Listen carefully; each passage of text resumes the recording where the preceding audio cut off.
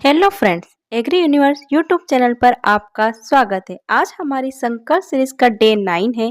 इस सीरीज में हम डेली ही नए नए क्वेश्चंस के बारे में डिस्कशन कर रहे हैं। अगर आप भी हमारी सीरीज से जुड़ना चाहते हैं तो आज ही हमारे चैनल को सब्सक्राइब कर लीजिए। चलिए शुरू करते हैं। Ideal carbon nitrogen ratio of the mature compost is, जो मेच्योर कंपोस्ट है उसका जो कार्बन नाइट्रोजन रेशियो होता है वो क्या रहता है? Less than 20:1, 4:1, 400:1, 100:1। तो इसमें हम देखते हैं अलग अलग हमारा जो कार्बन नाइट्रोजन रेशियो रहता है। जैसे हमारे कल्टिवेटेड सॉइल है उसके लिए कार्बन नाइट्रोजन रेशियो क्या होता है? 8:1 टू 15:1। अगर हम देखें लेग्यूम और फार्म मैन्योर के लिए तो वो रहता है 20:1 टू 30:1। और स्ट्रो के लिए जो रहता है वो होता है 100:1। सारडस्ट का होता है 400:1। और माइक्रो ऑर्गेनिज्म का होता है 4:1 टू 9:1। और जो हमारा मेच्योर कंपोस्ट है उसका रहता है लेस देन 20:1। तो इसका राइट आंसर क्या रहेगा? Option A, less than 20:1। Next question है, chemical that is beneficial to releaser and not favourable to receiver is known as। वह केमिकल जो बेनिफिशियल होता है रिलीजर के, जो रिलीज करता है उसके लिए तो वो लाभदायक है, लेकिन जो उसको रिसीव करता है उसके लिए क्या होता है? नुकसानदायक होता है, नॉट फेवरेबल होता है। वो क्या कहलाता है? केरोमोन, एलोमोन, एलिलोकेमिकल या फिर फेरोमोन्स। हमारे जो सेमियो केमिकल्स होते हैं वो उनका अपन यूज करते हैं पेस्ट मैनेजमेंट के लिए। दो टाइप के होते हैं, फेरोमेन्स और एलिलो केमिकल्स। जी, ये फेरोमेन्स जो होते हैं वो क्या होते हैं? इंट्रा स्पेसिफिक होते हैं। और एक होता है अपना इंटर स्पेसिफिक। इंटर स्पेसिफिक में अपने आते हैं एलोमोन्स और केरोमोन्स। जो फेरोमेन्स होता है वो इंट्रा स्पेसिफिक होता है। और जो अपना ये होते हैं एलिलो केमिकल्स, ये इंटर स्पेसिफिक होता है। जो एलिलो केमिकल है दो टाइप के होते हैं, एलोमोन्स और केरोमोन। जो एलोमोन होते हैं वो क्या होते हैं? जो रिलीज करता है उसके लिए बेनिफिशियल होता है और जो रिसीव करता है उसके लिए नॉट फेवरेबल होते हैं। और केरोमोन जो होते हैं ये फेवरेबल होते हैं अपने रिसीवर के लिए, बट जो रिलीज करता है उसके लिए क्या है? नुकसानदायक होते हैं। मतलब जो रिलीज करेगा उसके लिए खुद को नुकसान करेगा, लेकिन जो इसको रिसीव करेगा वो इसके लिए उसके लिए फेवरेबल रहेगा। ये क्या होते हैं? केरोम। तो हमें यहाँ पे पूछा है कि वो कौन से केमिकल है जो रिलीजर के लिए तो बेनिफिशियल है लेकिन रिसीवर के लिए बेनिफिशियल नहीं है। तो वो कौन से होते हैं? अपने एलोमोन्स। तो इसका राइट आंसर क्या रहेगा? अपना बी, एलोमोन्स। अब फेरोमोन्स जो हमारे हैं, फेरोमोन्स जो है ये इंट्रा स्पेसिफिक होते हैं। और intra specific pest management use करते हैं इनको। अपने देखते हैं अपन कुछ सेक्स फेरोमोन वगैरह है। तो जो फर्स्ट सेक्स फेरोमोन आया था उसको डिस्कवर किया था बुटेनडेंट ने फीमेल सिल्क वर्म बॉम्बी कोल से। इसके लिए हम देखते हैं कि और कौन कौन से अपने सेक्स फेरोमोन है। गोसिप्लूर है जो पिंक बॉलवर्म से निकाला गया है। हेक्साल्यूर, ये भी पिंक बॉलवर्म से। Helilure, gram pod borer Helicoverpa armigera. Grandlure, cotton boll weevil Anthonomus grandis से। अलार्म फेरोमोन जो है उसमें आते हैं एफिड सीक्रेट करता है इनको कॉर्निकल से। एग्रीगेशन जो फेरोमोन है ये जो अपनी बार्क बीटल है उनमें पाए जाते हैं। और ट्रेल फेरोमोन जो अपने होते हैं ये जो अपनी आंट होती है उसकी सिफेलिक ग्लैंड में पाए जाते हैं। तो अपने इसका राइट आंसर क्या रहेगा? Option B. नेक्स्ट क्वेश्चन है, agronomical measure for soil conservation is. Soil conservation का एग्रोनॉमिकल मेजर क्या है? तो जो अपने सोइल कंजर्वेशन दो टाइप के मेजर होते हैं, एक होता है एग्रोनॉमिकल मेजर, दूसरा होता है मैकेनिकल मेजर। जो अपने एग्रोनॉमिकल मेजर है वो वहां पर एडॉप्ट किया जाता है जहां पर स्लोप 2% से कम होता है। अब जहां पे 2% से ज्यादा स्लोप रहेगा वहां पे अपन मैकेनिकल मेजर्स को अपनाएंगे। जो अपने एग्रोनॉमिकल मेजर में कौन कौन से आते हैं? अपने contour cultivation, tillage mulching, strip cropping, ये सब किस में आते हैं? अपने एग्रोनॉमिकल मेजर में। और मैकेनिकल मेजर वहां अपनाया जाता है जहां पर जो स्लोप होता है मोर देन 2% होता है। इसमें contour bunding, graded bunding, sub soiling, broad bed and furrow method, bench terracing, zing terracing, vegetative barrier और वर्टिकल मल्चिंग, ये सब किसके अंदर आते हैं? मैकेनिकल मेजर के अंदर। तो अपने को यहाँ पूछा है कि इनमें से एग्रोनॉमिकल मेजर कौन सा है? तो कंटूर बंडिंग अपना कौन सा है? मैकेनिकल है। वेजिटेटिव बैरियर भी मैकेनिकल है। बेंच टेरेसिंग भी मैकेनिकल है। तो जो अपना स्ट्रिप क्रॉपिंग है ये आता है अपना एग्रोनॉमिकल मेजर्स के अंदर। तो इसका राइट आंसर है option 4, agronomical measures. Next question है, front line and method demonstration are example of which extension teaching method.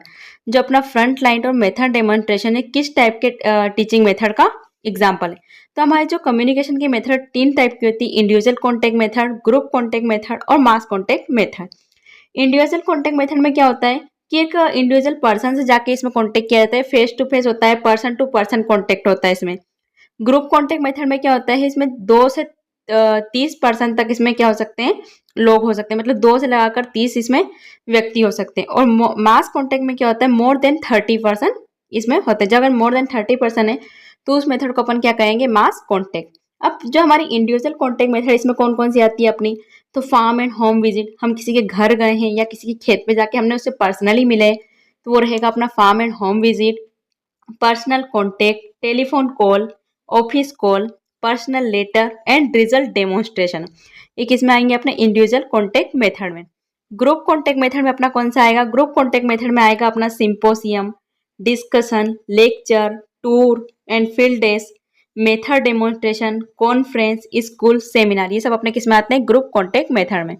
अब नेक्स्ट अपने मास कॉन्टेक्ट मेथड में अपना आता है जिसमें मोर देन 30% होते हैं bulletins, leaflet, booklet, folder, newspaper, general magazines, exhibition, television, radio, fairs जो अपने मेले होते हैं, पोस्टर्स, सिनेमा, ड्रामा, ये सब किसके एग्जाम्पल है, अपने मास कॉन्टेक्ट मेथड। मतलब जहां पर पब्लिक ज्यादा होगी वहां कौन सा रहेगा, अपना मास कॉन्टेक्ट मेथड। तो इसमें क्या रहेगा, इंडिविजुअल कॉन्टेक्ट, ग्रुप कॉन्टेक्ट, मास कॉन्टेक्ट या फिर मास एंड इंडिविजुअल। तो अपना फ्रंट लाइन और जो मेथड डेमोन्स्ट्रेशन है ये अपने एग्जाम्पल है ग्रुप कॉन्टेक्ट मेथड के। तो इसका राइट आंसर है ऑप्शन बी। नेक्स्ट क्वेश्चन है 1 hectare centimetre of irrigation water is equal to, जो 1 हेक्टेयर सेंटीमीटर इरिगेशन वाटर होता है वो किसके बराबर होता है। देखो इसमें क्या होता है, हमारा जो इरिगेशन वाटर है उसको अलग अलग मेजरमेंट किया जाता है, तो इसमें हम सारी यूनिट देखते हैं। इसका राइट आंसर क्या रहेगा, 1000 लीटर, 10,000, 1 लाख, 10 लाख लीटर्स। तो हमारा जो 1 हेक्टेयर सेंटीमीटर होता है वो होता है 1 लाख लीटर के बराबर। तो इसका राइट आंसर क्या रहेगा, ऑप्शन थर्ड। अब हमारा जो हमारे इरिगेशन वाटर की मेजरमेंट है हम देखते हैं, 1 क्यूसेक इज इक्वल टू होता है 28.3 litre, 1 cumec is equal to होता है 10⁻³ लीटर या फिर 1000 लीटर। 1 हेक्टेयर मिलीमीटर जो होता है वो होता है 10,000 लीटर या फिर 10⁴ लीटर। 1 हेक्टेयर सेंटीमीटर होता है 1 लाख लीटर या 10⁵ मीटर, और जो 1 हेक्टेयर मीटर होता है वो होता है 10⁷ लीटर। राइट आंसर क्या रहेगा, अपना ऑप्शन थर्ड। नेक्स्ट क्वेश्चन है which of the following is film forming type of anti transparent, इनमें से कौन सा film forming type anti transparent होता है। सबसे पहले हम देखते हैं कि एंटी ट्रांसपेरेंट क्या होते हैं। वह मटेरियल जो ट्रांसपेरेंस को रिड्यूस करने के लिए प्लांट की सरफेस पे अप्लाई किए जाते हैं। मतलब ये क्या करते हैं कि जो हमारा ट्रांसपिरेशन होता है उसको कम करने के लिए हम प्लांट की सरफेस पे इनको अप्लाई करते हैं, वो एंटी ट्रांसपेरेंट कहलाते हैं।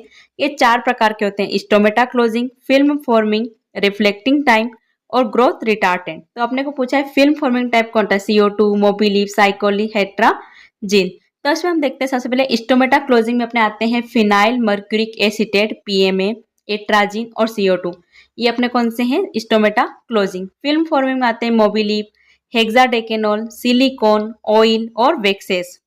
रिफ्लेक्टिंग टाइम में आते हैं अपना केओलिन। जो ग्रोथ रिटार्डेंट है इसमें आता है अपना साइकोसिल या ट्रिपल C, अपन इसको बोल सकते हैं। अपने को यहाँ पे फिल्म फॉर्मिंग पूछा है तो फिल्म फॉर्मिंग का राइट रहेगा क्या, अपना मोबिलीफ। तो इसका राइट आंसर है ऑप्शन सेकंड। जो अपने स्टोमेटा क्लोजिंग टाइप होते हैं क्या करते हैं, स्टोमेटा को क्लोज करते हैं, जिससे क्या होता है, ट्रांसपिरेशन नहीं होता है।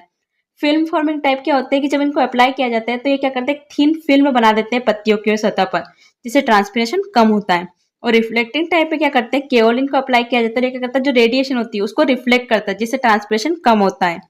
और ग्रोथ रिटार्डेंट जो अपना होता है साइकोसिल या ट्रिपल C, ये क्या करते हैं कि जो सूट ग्रोथ होती है उसको रिड्यूस कर देते हैं और रूट ग्रोथ को प्रमोट करते हैं।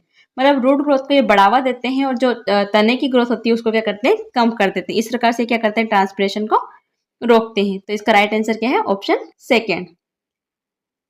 नेक्स्ट क्वेश्चन है which growth stage of sugar cane is critical for irrigation. Sugar cane की जो अलग अलग इरिगेशन की स्टेज है उसमें सबसे ज्यादा क्रिटिकल कौन सी है, germination, ground growth phase, formative stage और राइपनिंग स्टेज। तो हमारा जो शुगर केन है इसकी 4 इरिगेशन की स्टेज होती है, germination, formative, ground growth phase और मैच्योरिटी फेज या फिर राइपनिंग स्टेज। तो जो जर्मिनेशन फेज है वो आती है 0 to 60 डेज आफ्टर प्लांटिंग, 0 से 60 दिन जो इसकी प्लांटिंग हो जाती है उसके बाद जो फेज रहती है उसको अपन बोलते हैं जर्मिनेशन फेज। फॉर्मेटिव फेज रहती है अपनी 60 to 130 days after planting. Ground growth phase रहती है 130 to 250 डेज आफ्टर प्लांटिंग और मैच्योरिटी फेज रहती है 250 to 365 डेज आफ्टर प्लांटिंग। जो हमारे शुगर केन की जो क्रॉप होती है वो 365 डेज की होती है। तो इसमें 4 स्टेज जो रहती है अपनी वो ऐसे रहती है। अब हम देखते हैं कि इसमें हमें पूछा है कि मोस्ट क्रिटिकल स्टेज कौन सी है। तो अपनी जो फॉर्मेटिव स्टेज है जो 60 to 130 डेज आफ्टर प्लांटिंग आती रहती है, ये सबसे मोस्ट क्रिटिकल स्टेज है। अगर इस स्टेज में हमने पानी नहीं दिया तो अपनी जो यील्ड है उसका लॉस हो जाएगा। अब हम देखते हैं कि क्रिटिकल तो हमारी कौन सी फॉर्मेटिव, लेकिन मोस्ट सेंसिटिव अगर हम देखें वाटर स्ट्रेस के लिए तो हमारी 2 स्टेज है। कौन कौन सी? फॉर्मेटिव को अपन टिल्डरिंग स्टेज भी बोलते हैं, और ग्रांड ग्रोथ फेज जो होती है अपनी वो क्या होती है? सेंसिटिव फेज होती है दोनों। और क्रिटिकल कौन सी? अपनी फॉर्मेटिव डेज जो आती है 60 to 130 डेज आफ्टर प्लांटिंग। तो इसका राइट आंसर क्या रहेगा? ऑप्शन सी, फॉर्मेटिव स्टेज जो होती है वो क्रिटिकल स्टेज होती है। नेक्स्ट क्वेश्चन है, among primary mineral most resistant to weathering is. जो हमारे प्राइमरी मिनरल है उनमें सबसे ज्यादा वेदरिंग के लिए रेजिस्टेंट कौन होता है? क्वार्ट्ज, मस्कोवाइट, बायोटाइट या फिर कैल्साइट। तो हमारा हम इसमें सीक्वेंस देखते हैं कि कौन सबसे ज्यादा रेजिस्टेंट होता है, उससे कम कौन होता है। तो हमारा जो सबसे ज्यादा रेजिस्टेंट होता है वो रहता है अपना क्वार्ट्ज, मस्कोवाइट, फेलस्पार, बायोटाइट और कैल्साइट। यहाँ पे क्वार्ट्ज के मस्कोवाइट के बाद फेलस्पार आएगा। तो mineral resistant to weathering descending order हम देखते हैं सबसे ज्यादा रेजिस्टेंट कौन होता है? क्वार्ट्ज रहता है, फिर मस्कोवाइट है, फिर फेलस्पार, फिर बायोटाइट और कैल्साइट। तो यहाँ पे हमारा राइट आंसर क्या रहेगा? ऑप्शन फर्स्ट, क्वार्ट्ज जो हमारा जो होता है सबसे ज्यादा रेजिस्टेंट रहता है वेदरिंग के लिए। नेक्स्ट क्वेश्चन है, the yellow colour of onion is due to the pigment. जो हमारा ओनियन है उसका येलो कलर किस वजह से होता है? एंथोसाइनिन, क्यूरसेटिन, लाइकोपिन या केरोटिन। तो हमारा जो ओनियन है उसका जो येलो कलर होता है वो होता है हमारा क्यूरसेटिन की वजह से। तो इसका राइट आंसर क्या रहेगा? Option B, क्यूरसेटिन।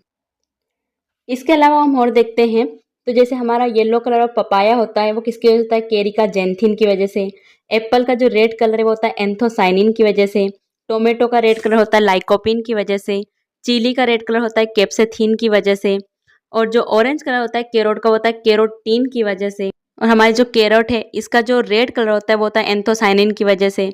टर्मरिक का जो येलो कलर होता है वो कुरकुमिन की वजह से। और जो अपनी येलो कलर होता है ऑनियन का होता है क्यूरसेटिन की वजह से। ऑनियन में जो रेड कलर होता है वो होता है एंथोसाइनिन की वजह से। और जो अपना पोटैटो है उसमें जो ग्रीन कलर हो जाता है वो हो जाता है सोलेनिन की वजह से। तो इसमें हमारे कुछ अदर भी हमारे वेजिटेबल वगैरह है कि उनका कलर कैसे होता है। तो अपना जो येलो कलर रहेगा ऑनियन का वो क्यूरसेटिन की वजह से, और रेड कलर रहेगा एंथोसाइनिन की वजह से। नेक्स्ट क्वेश्चन है, the F2 ratio in polymeric gene action is. जो हमारे पॉलीमेरिक जीन एक्शन है उसका F2 रेशियो क्या रहेगा? 9:3:4, 12:3:1, 9:6:1, 13:3। तो हम देखते हैं इसमें हमारे अलग अलग जो रेशियो रहते हैं। तो हम सबसे पहले देखते हैं जो टिपिकल डाई हाइब्रिड रेशियो हमारा सिंगल ट्रेड का वो क्या रहता है? 9:3:3:1। जो हमारा पॉलीमेरिक जीन एक्शन है उसका जो रेशियो रहता है वो होता है 9:6:1। तो इसका राइट आंसर है ऑप्शन सी। इसके अलावा हम और देखते हैं तो डुप्लीकेट जीन एक्शन का रेशियो रहता है 15:1। कंप्लीमेंट्री जीन एक्शन का रहता है 9:7। सप्लीमेंट्री जीन एक्शन का 9:3:4। इनहिबिटरी जीन एक्शन का 13:3। मास्किंग जीन एक्शन का 12:3:1। और एडिटिव जीन एक्शन का रहता है 1:4:6:4:1। और अपना जो पॉलीमेरिक जीन इसका क्या रहेगा? Option C, 9:6:1। तो इसका राइट आंसर है ऑप्शन सी। नेक्स्ट क्वेश्चन है, which of the following is a secondary pest of storage. इसमें से कौन सा सेकेंडरी पेस्ट ऑफ स्टोरेज है? तो इसमें हम देखते हैं कि हमारे पेस्ट जो होते हैं वो उनको अगर कैटेगरी में डिवाइड करें हम तो 2 टाइप के होते हैं, प्राइमरी पेस्ट और सेकेंडरी पेस्ट। प्राइमरी पेस्ट क्या होते हैं? इसमें वह इंसेक्ट आते हैं जो क्या करते हैं, पूरा हमारा जो ग्रेन होता है होल ग्रेन को क्या करते हैं? इन्फेस्ट करते हैं, पूरे ग्रेन को ये इन्फेक्ट करते हैं। और सभी टाइप के जो स्टोरेज ग्रेन होते हैं उनको डैमेज करने के केपेबल होते हैं। मतलब क्या करेंगे कि पूरा जो ग्रेन है उस पर अटैक करेंगे और पूरे ग्रेन को खाने के में कैपेबिलिटी होती है। और जो हमारे सेकेंडरी पेस्ट होते हैं, सेकेंडरी पेस्ट में क्या होते हैं, ये इंसेक्ट क्या करते हैं जो हमारे अदर इंसेक्ट के द्वारा इन्फेक्ट जो अपना जो ग्रेन होता है उनको उसको इन्फेक्ट कर, मतलब जैसे किसी इंसेक्ट ने उसको खाया है और उसने आधा खा लिया तो उसको जो इन्फेक्ट करा हुआ ग्रेन है उसको इन्फेक्ट करते हैं। ये टूटे हुए जो मतलब टूट गए हैं, ब्रेक हो गए हैं, या फिर हमारे जो मिल्ड वगैरह हो गए उनको क्या करते हैं, उन ग्रेन को ये इन्फेक्ट करते हैं। मतलब हमारे जो प्राइमरी पेस्ट रहेंगे पूरा ग्रेन खाने के केपेबल होते हैं। ये पूरे जो अपना ग्रेन होता है उसको पूरा कंप्लीट डिस्ट्रॉय करते हैं। और हमारे जो सेकेंडरी पेस्ट होते हैं क्या करते हैं, जो किसी इंसेक्ट के द्वारा इन्फेक्ट किया हो उसी ग्रेन को इन्फेक्ट करते हैं। अब हम देखते हैं कि प्राइमरी पेस्ट में अपने सेकेंडरी पेस्ट अपना कौन सा है, ट्राइबोलियम कास्टेनियम, साइटोफिलस ओराइजी, राइजोपरथा डोमिनिका या ब्रूचिट। तो हमारा जो ट्राइबोलियम कास्टेनियम है ये अपना क्या है, सेकेंडरी पेस्ट, और ये बाकी सब क्या अपने प्राइमरी पेस्ट है। अपने प्राइमरी पेस्ट में आ जाएंगे साइटोफिलस ओराइजी, राइजोपरथा डोमिनिका, ब्रूचिट, ये सभी क्या है अपने, इसके अलावा भी और होते हैं, ये सभी प्राइमरी पेस्ट है। और सेकेंडरी पेस्ट में अपना कौन सा है, ट्राइबोलियम कास्टेनियम, ओराइजाफिलस, ये सभी क्या होते हैं अपने सेकेंडरी पेस्ट है। नेक्स्ट क्वेश्चन है, तो इसका राइट आंसर क्या रहेगा अपना ऑप्शन ए। नेक्स्ट क्वेश्चन है, which one is not triple gene dwarf variety of wheat. इनमें से कौन सी है जो ट्रिपल जीन ड्वार्फ वेराइटी नहीं है। तो हमारी जो व्हीट है उसकी 3 टाइप की वेराइटी है, सिंगल जीन, डबल जीन और ट्रिपल जीन ड्वार्फ वेराइटी। जो सिंगल जीन वेराइटी उसमें आती है अपनी लर्मा रोजो 64 है, सुजाता, गिरिजा, सोनालिका, ये सभी कौन सी है, सिंगल जीन वेराइटी है। डबल जीन वेराइटी कौन सी, अपनी कल्याण सोना, सोनारा 64, छोटी लर्मा, अर्जुन, जनक, ये सभी कौन सी है अपनी डबल जीन। और ट्रिपल जीन है अपनी हीरा, मोती और लाल बादशाह। इसमें से आपने पूछा है कौन सी नहीं है ट्रिपल जीन, हीरा, मोती, लाल बादशाह और सोनालिका। तो हीरा, मोती और लाल बादशाह जो तीनों है अपनी, ये ट्रिपल जीन होती है। अपनी जो सोनालिका है ये होती है सिंगल जीन, होती है व्हीट की variety, single gene dwarf variety. तो इसका राइट आंसर क्या रहेगा, ऑप्शन 4 सोनालिका, ये सिंगल जीन डार्क वैरायटी है। और ये तीनों जो बच्ची हीरा, मोती, लाल बादशाह, ये ट्रिपल जीन डार्क वैरायटी है व्हीट की। तो इसका राइट आंसर रहेगा ऑप्शन 4। नेक्स्ट क्वेश्चन है, saponins are active ingredient of. इनमें से सेपोनिन किसका एक्टिव इंग्रेडिएंट है, सफेद मूसली का, ओपियम का, एलोवेरा का या इसबगोल का। तो जो हमारा सेपोनिन होता है वो होता है सफेद मूसली का। इसके अलावा हम और एल्कलॉइड देखते हैं, जैसे अपना ओपियम है, इसमें कौन से पाए जाते हैं, मॉर्फिन, कोडीन, नारकोटिन।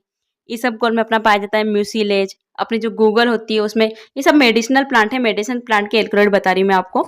तो जो गूगल है उसमें गुगलीपेड्स पाया जाता है। अपना जो सर्पगंधा होता है, राउल्फिया सर्पेंटाइना, इसमें सर्पेंटाइन, रेसरपाइन, ये सब पाए जाते हैं। अपना जो बेलाडोना होता है उसमें एल्कलॉइड कौन सा होता है अपना, एट्रोपिन पाया जाता है। अश्वगंधा में कौन सा होता है अपना, विथानिन। अश्वगंधा का नाम क्या होता है, विथानिया सोमनीफेरा, और इसमें जो एल्कलॉइड होता है वो क्या होता है अपना, विथानिन होता है। और सफेद मूसली में कौन सा होता है, सेपोनिन। तो इसका राइट आंसर क्या है, ऑप्शन फर्स्ट। नेक्स्ट क्वेश्चन है, how many 3 budded set will be require for planting 1 hectare sugarcane crop. 1 hectare sugarcane crop लगाने के लिए हमें 3 आंख वाले, जो 3 बर्ड वाले होते हैं, वो कितने सेट की रिक्वायरमेंट होती है। जो हम शुगर केन लगाते हैं उसके जो टुकड़े होते हैं उनको अपन क्या बोलते हैं, सेट्स बोलते हैं।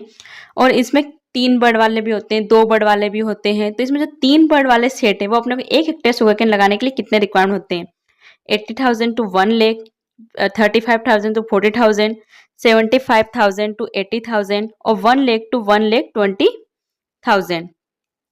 तो हमारा जो ये होता है क्या बोलते हैं, 3 बर्ड वाले होते हैं, ये अपने रिक्वायरमेंट होते हैं 35,000 to 40,000। तो इसका राइट आंसर क्या रहेगा अपना, ऑप्शन सेकेंड।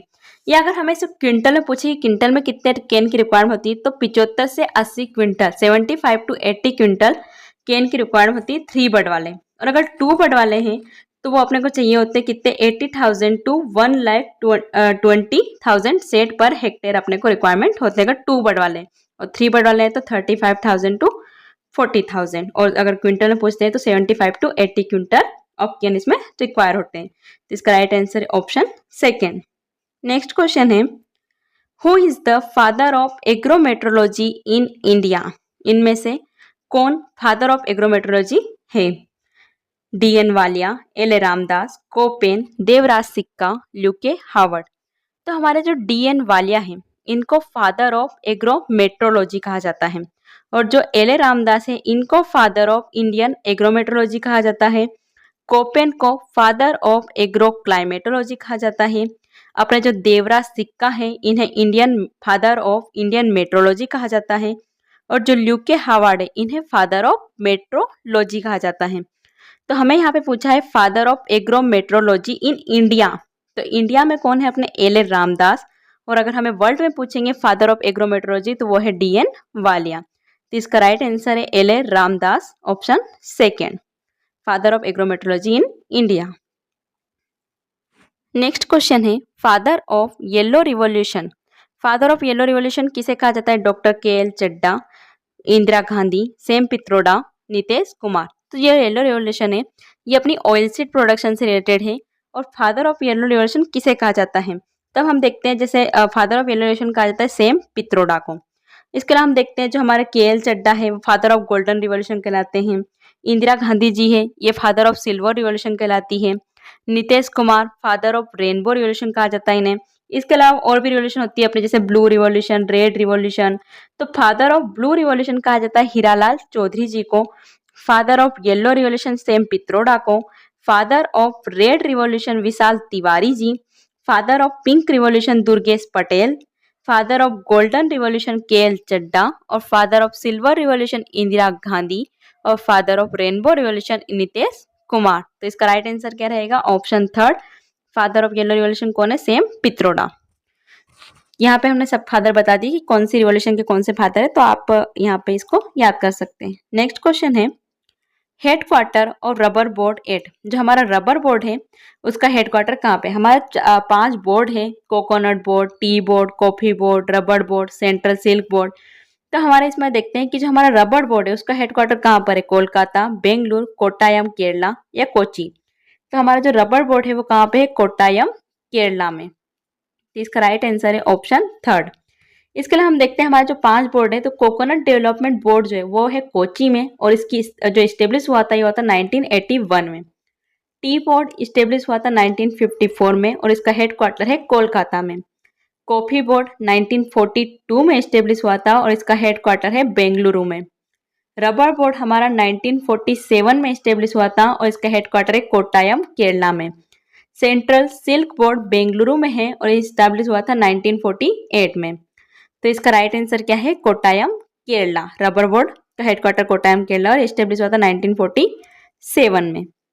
नेक्स्ट क्वेश्चन है Ganga pipe is a which type of variety of मेज। जो हमारी गंगा पाइप है वो कौन से वेराइटी है? गंगा पाइप मेज की वेराइटी है।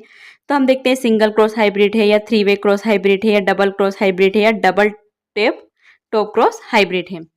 तो हम देखते हैं कि हमारी जो अलग अलग मक्का की वेराइटियां है उसमें हाइब्रिड में हम देखते हैं जो सिंगल क्रॉस हाइब्रिड है उसमें आती है अपनी COH1, COH2, ये दोनों वेराइटी क्या है? Single cross hybrid.